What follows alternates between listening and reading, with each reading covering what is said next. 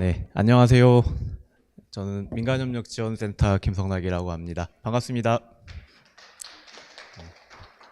오늘 온라인이랑 현장에 실행협의 참여하신 기관들 모두 처음 뵙게 돼서 반갑고요. 오늘 회계교육은 1부, 2부로 나눠서 진행될 예정입니다. 1부는 제가 진행할 예정이고요. 1부에서는 회계교육 처음 들으시는 분들 눈높이에 맞춰서 회계교육 때 이것만은 알아야 된다라는 것들 위주와 26년부터 변경되는 주요 안내사항들에 대해서 중점적으로 말씀드릴 예정이고요. 2부에는 저희 코이카 시민사회 협력사업 회계정산 담당해 주시는 사마회계법인 여영수 회계사님께서 정산 실무와 그리고 이제 현장에서 나올 수 있는 질의응답에 대해서 주로 다뤄주실 예정입니다. 그러면 오늘 25년도 2차 회계교육 진행하도록 하겠습니다. 네, 오늘 그 회계교육 일부 목표는 이것만은 꼭 알아두시고 가시면 반쯤은 성공하신 거라고 생각을 합니다.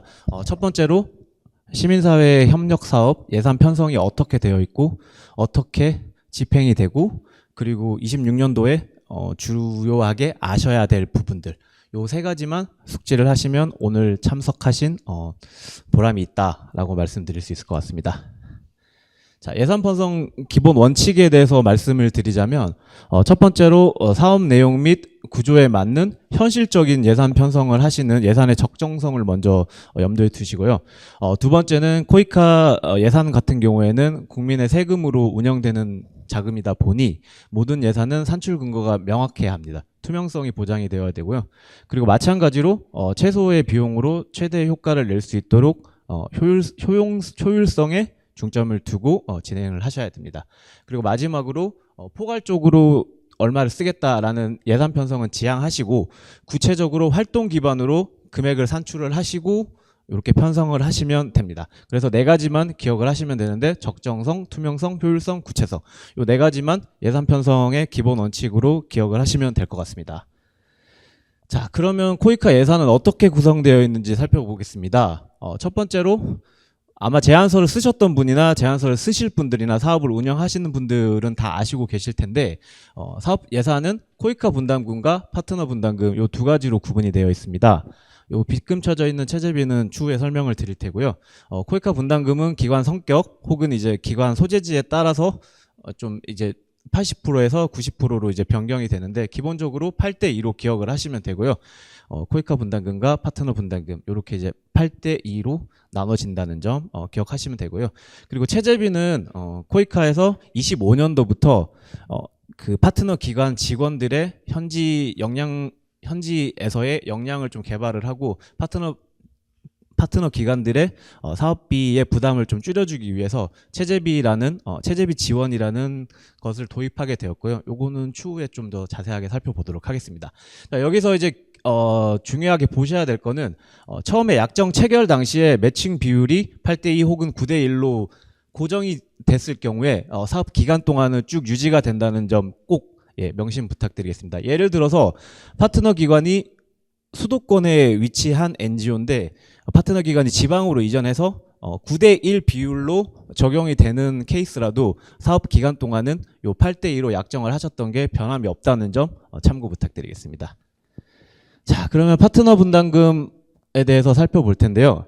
파트너 분담금은 크게 현금 재원과 비현금성 재원으로 구분이 됩니다. 현금 재원은 말 그대로 파트너 분담금에 대해서 현금으로 분담을 하는 형태라고 보시면 되고요. 비현금성 재원은 크게 세 가지로 구분이 됩니다. 인건비, 물품, 부동산 이렇게 세 가지로 구분이 되는데요. 요 세부 요건에 대해서는 인건비는 기존에 그 파트너 기관에서 일하시는 분들이 코이카 사업을 위해서 투입되는 경우 인건비 단가와 투입률, 기간 이렇게 세부적인 기준으로 산출을 하셔서 비현금성 재원으로 투입을 하시면 됩니다. 그리고 두 번째 물품 같은 경우에도 그 현지에서 사업하는 데에 대해서 물품으로 파트너 기관의 분담금을 지급을 하실 수 있는데요. 이 물품 같은 경우에는 딱 두 가지만 기억을 하시면 됩니다. 그 중고 제품으로 물품은 안 된다는 거, 분명히 무조건 새 제품을 사셔야 된다는 거. 새 제품을 사실 때 그러면 이제 뭐 네이버나 이런 뭐 쿠팡이나 가격을 보실 수 있는데 가장 기준이 되는 거는 나라장터에서 동일한 물품의 동일한 스펙의 물품의 가격들을 참고를 하셔서 예산에 산정을 하시면 됩니다. 그리고 마지막으로 부동산을 볼 수 있는데요. 부동산은 특이하게 50%만 적용이 된다는 점, 이 부분 참고 부탁드리겠습니다. 부동산 같은 경우에는 기준이 되는 것은 감정평가 결과 그리고 직전 연도의 임대차 계약서 등을 참고로 하실 수 있고요. 여기서 이제 명심해야 되실 부분은 비현금성 재원을 처음에 약정할 때 설정을 하셨는데 예를 들어서 부동산 같은 경우에 여기가 사업 약정 당시에 그렇게 번화하지 않은 장소라서 가격을 연 임대료를 1,000만 원을 하셨는데 이쪽 지역이 갑자기 되게 핫해져서 임대료가 많이 올라서 2,000만 원이 됐다. 이럴 경우에도 최초에 정하신 금액도를 유지하셔야 된다는 점 참고 부탁드리겠습니다. 네, 마지막으로 채제비인데요. 채제비는 아까 말씀드렸듯이 25년도부터 코이카에서 시행을 하게 되었고요. 채제비 관련해서는 여기서 이제 중요하게 참고하셔야 될 부분 관련해서는 기준은 3개월 이상 현장 파견 인력 전원에 대해서 채제비 편성 의무를 부여하게 되었습니다. 그래서 이제 여기서 중요 포인트는 사업비와 채제비는 별도의 비목이다. 예를 들어서 우리가 A형 혈액형인 사람한테 B형 혈액형을 수여를 할 수 없는 거잖아요. 그러니까 채제비와 사업비는 혈액형으로 이제 이해를 하시면 됩니다. 여기서 사업비를 채제비로 전용을 할 수 없고 채제비를 사업비로 전용을 할 수 없다. 여기서 왜 안 되냐? 혈액형을 예를 들어서 이제 생각을 하시면 큰일 나죠. 그렇게 보시면 됩니다. 그래서 지급일 기준은 현지에 도착한 기준, 현지에 도착하셔가지고 한국에서 출발하는 기준이 아닌 현지에 도착하신 기준과 그리고 한국에 도착한 기준으로 지급일 기준을 잡으시면 되고요. 지급 기준은 코이카 전문가 등급을 준용을 하되 상급에서 6급만 보장이 된다는 점. 뭐 1급, 2급 대표님이 가시거나 뭐 실장님이 가시거나 가셔도 상한인 상급으로 적용이 된다는 점 참고를 부탁드리고요. 그리고 지원 내역은 일비, 식비, 특수지 가산금 요 세 가지만 적용이 된다는 점 참고 부탁드리겠습니다. 자, 그러면 비행기는 어떻게 타고 거기서 집 구할 경우 그 비용을 어떻게 하느냐? 그 경비는 상주인력 지원비에서 집행을 하시면 되고요. 만약에 3개월 미만인 인력이 현지에 가실 경우에는 국외여비에서 집행을 하시면 됩니다. 자, 그 채제비 정산을 하실 때 저희가 배포한 요 시트를 보시게 될 건데요. 이 시트만 봐도 되게 복잡하고 머리가 아프죠. 아, 입력하기 싫다. 뭐 이런 생각이 들 거고 복잡할 거라고 생각이 드는데 이게 이제 복잡해 보이는 이유가 저희가 자동 계산 산식을 좀 많이 걸고 작성자들이 좀 편리하게끔 만들다 보니까 이게 보이는 거는 좀 복잡해 보이는데 그 파견 인력 정보만 순서적으로 정확하게 넣으면 자동적으로 이 계산들이 편하게끔 설계가 되었기 때문에 겁먹지 마시고 그 정보에 대해서 순차적으로 입력을 하시면 됩니다. 네, 여기서 이제 많이 나오는 질문들을 좀 발췌를 했는데요. 첫 번째로 코이카 채제비 같은 경우에는 30일 단위로 100%, 80%, 70% 이렇게 감액이 진행이 됩니다. 그 감액 기준에 대해서 요 해당 정보를 입력을 하셔야 되는데 여기서 이제 많이 물어보시는 게 그러면 1개월 단위로 입력을 하면 되나요? 라고 이제 질문을 하셨을 때 여기 보시면 1월 달이 31일까지 있어요. 네, 여기서 1월 1일부터 1월 30일까지로 입력이 돼 있죠. 30일 단위로 끊으셔야 되고 1월 1일부터 1월 31일까지 넣으시면 안 된다라는 점 참고 부탁을 드리고요. 그리고 이게 뒤에 기타 채제비 적용 제외 일수 개수 조정에 여기 보면 이제 아무것도 입력을 안 하셨는데 1로 이제 입력이 되어 있을 거예요. 요거는 시스템상 그 값을 산출하기 위해서 이제 기본적으로 임의로 입력된 값이라서 그 앞에 유효한 데이터를 입력하시고 나서 이 부분은 꼭 지워주셔야 됩니다. 요걸 남겨두시면 여기에 채제비 그 적용 일수를 31일 기재를 했는데 요게 남아 있음으로써 29일로 이제 자동이 계산되는데 요걸 지워주시면 30일로 정상적으로 적용이 된다는 점 참고 부탁드리겠습니다. 그리고 그 상단에 보시면 여기에 그 채제비 약정 지원 대상 인원이 5명으로 디폴트 값이 넣어져 있는데요. 요거는 대부분의 기관들이 체제비 적용을 받는 인원들이 다 5명 미만이기 때문에 요거는 무시하셔도 되는데, 만약에 우리가 이제 파견 인력이 5명이 넘어간다. 그럴 경우에 사업 담당자라 얘기를 하셔서 그 5명 이상에 해당하는 새로운 양식을 받아서 여기에 입력을 하시고 진행을 하시면 됩니다. 네, 그리고 이제 많이들 궁금해하시는 사업비 지급과 정산 시기에 대해서 말씀을 드리겠습니다. 이제 실행협의를 진행을 오늘을 시작으로 실행협의를 진행을 하시잖아요. 실행협의를 이제 진행을 하시고 내년도 1분기 내에 약정 체결이 진행이 되고, 약정 체결이 진행된 다음에 14일 이내, 2주 이내에 당해년도 1차 코이카 분담금이 지급될 예정입니다. 지급되는 액수는 70%로 기억을 하시면 되고요. 그러면 2차 분담금은 언제 지급을 받냐? 그 지급받은 1차 분담금을 상반기 동안 사용을 하시고, 상반기를 사용하시고 8월 31일까지 당해년도 사업비의 40% 이상을 집행을 하셨을 경우에 코이카 2차 분담금이 30%가 지급이 됩니다. 그 시기는 사업 추진 현황서 접수 14일 이내. 그러니까 쉽게 이제 14일 이내에 모든 게 이제 이루어진다고 기억을 하시면 되고요. 그리고 하반기 현황 보고와 정산 제출도 마찬가지로, 상반기와 마찬가지로 당해년도 말까지 보고서를 제출을 하시고 정산을 받으시면 이제 차년도 1차 분담금이 지급이 된다. 요 사이클로 돌아가신다는 것만 이제 기억을 하시면 되고요. 마지막에 올해 년도 예산은 95% 이상을 쓰셔야 되는 점 참고 부탁드리겠습니다. 그리고 이제 각 파트너 보고서 외에도 정산 보고서는 반드시 회계법인에 제출을 하셔야 되고, 코피스 반기 현황 보고서에 이제 기한 내에 올려주셔야 되는 점 참고 부탁드리겠습니다. 자, 여기서 또 많이들 물어보시는 게, 아까 제가 체제비랑 사업비는 혈액형 같아서 수혈이 안 된다고 했잖아요. 여기서 이제 이런 질문을 하시더라고요. 자, 우리가 사업비는 예를 들어서 1억 8천을 받았는데 최종 집행은 1억 7천을 했다. 94.4%. 하지만 체제비는 2천만 원을 받고 2천만 원을 다 집행했으니 요거 두 개를 섞어서 95%가 넘으니 자, 되지 않느냐 라고 했을 때 어떨 것 같으세요? 안 되겠죠? 이게 별개의 비목이기 때문에 각자 체제비랑 상관없이 사업비로 95%가 넘어야 되기 때문에 이 부분은 안 된다는 점 참고해 주시기 바랍니다. 그리고 이제 주요 안내사항 2가지를 안내를 드릴 텐데요. 첫 번째로 25년도 사업부터 현지 CSO 협업비 반영이 필수가 됐어요. 총 사업비 5% 이내에 요 현지 CSO 협업비를 반영을 해야 되고, 이 부분에 대해서는 사업심사 시 중요하게 검토를 하는 부분이라서 꼭 좀 반영을 해주시면 좋을 것 같습니다. 그리고 이 관련된 항목들은 사업활동 위탁, 현지 파트너 역량 강화 등이 있고요. 예산 항목은 이렇게 보시면 현지 CSO 협업비 이쪽에 입력을 해주시면 됩니다.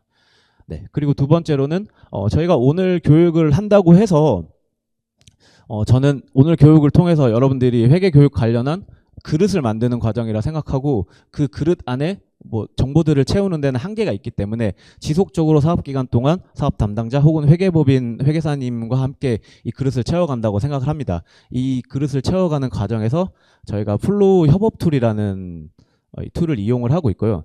협업 툴을 통해서 회계 관련한 궁금증을 실시간 혹은 최대한 빠르게 저희가 쌍방향으로 해결할 수 있도록 요 구축을 해놨어요.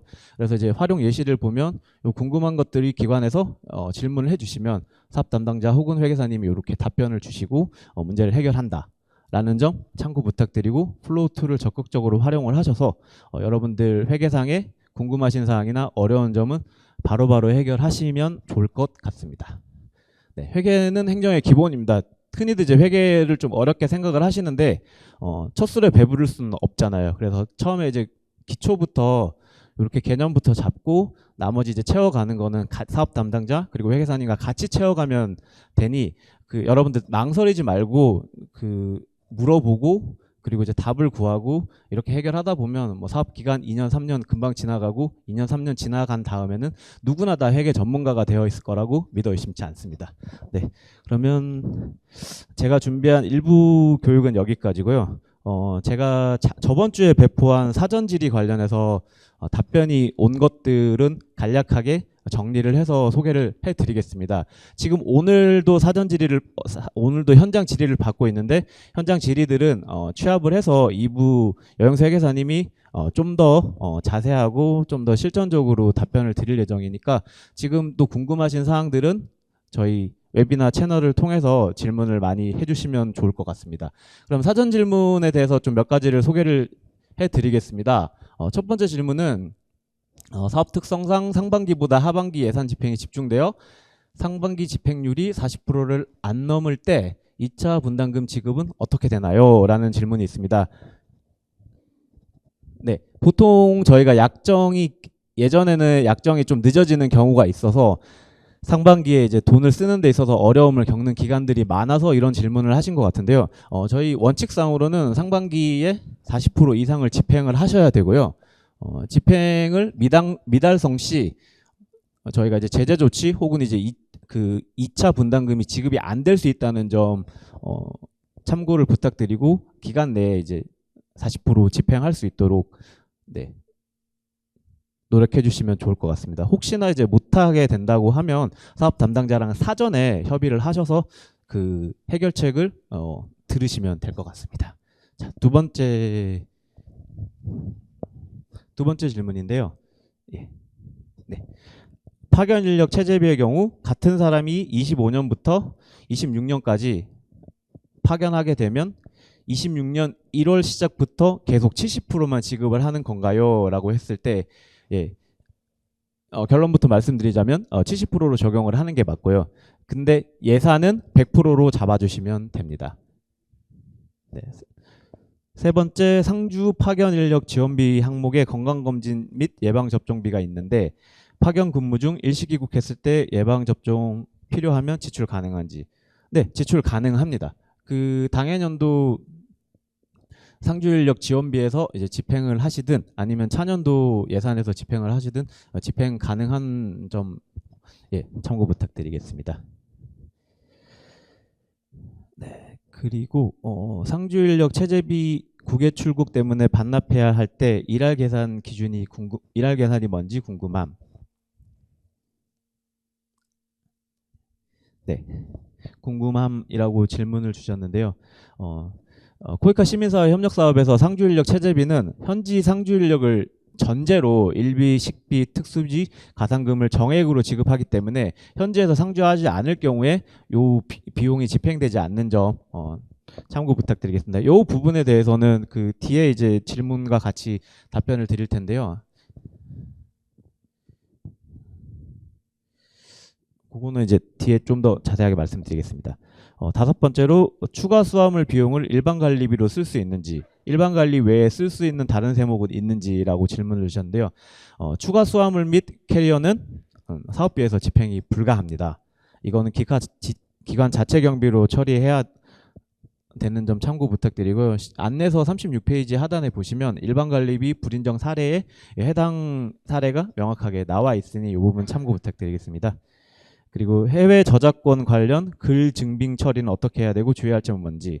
네, 요 관련해서 해외 저작물 대가를 지급하고 증빙을 처리를 할 때 참고해야 될 부분이 국내에서 저작물을 만들 때와 증빙은 동일한데 여기서 이제 좀 다른 점 하나는 그 현지어 혹은 이제 영문으로 제작된 자료와 그리고 국문 혹은 영문으로 번역된 자료 이 두 부를 제출해야 된다는 점이 다른 부분을 참고를 부탁드리겠습니다. 네, 일곱 번째로 사업 참여 인력이 국외 출장 중이거나 상주 인력 해외 파견일 경우 회의에 현장 참석한 경우 해당 일자에 지급되는 여비 또는 체제비 감액 기준이 어떻게 되는지 아까 질문이랑 비슷한데요. 여기서 이제 대원칙을 아셔야 될 게 모든 코이카 사업을 하는 데 있어서 헌법같이 적용되는 대원칙이 있는데요. 이게 중복수의 금지라는 거를 이제 이미 개념을 박으시면 이런 부분에 대해서 이제 쉽게 해결이 되는데요. 이제 식비를 타 기관에서 식비를 받는데 또 식비를 우리 사업에서 제공을 받는 거는 엄연하게 이제 중복수의 금지에 적용이 되는 거로 볼 수 있는데요. 그래서 이제 요렇게 타 기관에 가서 어떤 혜택을 받는 데 있어서 중복수의 금지 원칙을 생각을 하면 이 부분은 네, 안 된다는 점 이해하실 수 있을 겁니다. 네.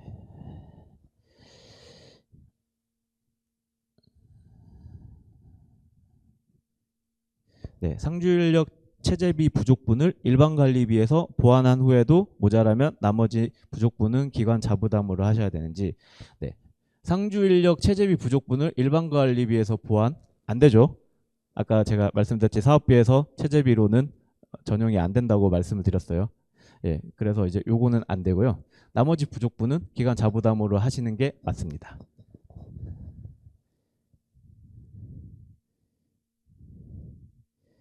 네, 기파견 상주인력 항공료 결제 후 여행자 보험 가입을 해야 되는데 보험 산출 근거가 없습니다. 왜 없는지 모르겠네요. 근거가 다 대부분 나올 텐데 이 경우 일반 관리비로 집행해도 되는지 아니면 상주인력 준비금으로 해도 되는지 이미 기파견된 분이신 것 같네요. 네, 기파견된 분이라도 상주인력 지원금, 준비금, 여행자 보험에 해당하는 비용들 집행해 주시면 되고요. 혹시나 이 금액이 모자랄 경우 일반 관리비에서 집행을 해 주셔도 됩니다. 네, 이상 그 사전 질문은 여기까지 정리가 됐고요. 저희가 이제 사전 FAQ를 기관 대상으로 저희가 배포를 했는데요. 이 부분 대해서 좀 몇 가지 이제 수정된 부분들이랑 좀 보완된 부분들을 반영을 해서 오늘 질문들과 사후 질문들을 모두 이제 모아서 정리해서 저희가 항상 다크 홈페이지에 기재를 했는데요. 이번도 마찬가지로 그렇게 진행될 예정이니 이 부분 참고 부탁드리겠습니다. 저희 FAQ 관련해서는 최근 3년간 기관들이 많이 물어봤던 내용들과 그리고 저희가 아까 말씀드렸던 플로우를 통해서 항상 이제 들어오는 질문들을 저희가 편집을 해서 올린 질문이라서 저희 배포된 FAQ는 미리 보시면 공통의 관심사에 대해서 좀 미리 파악할 수 있는 좀 기회가 될 수 있지 않을까 싶습니다.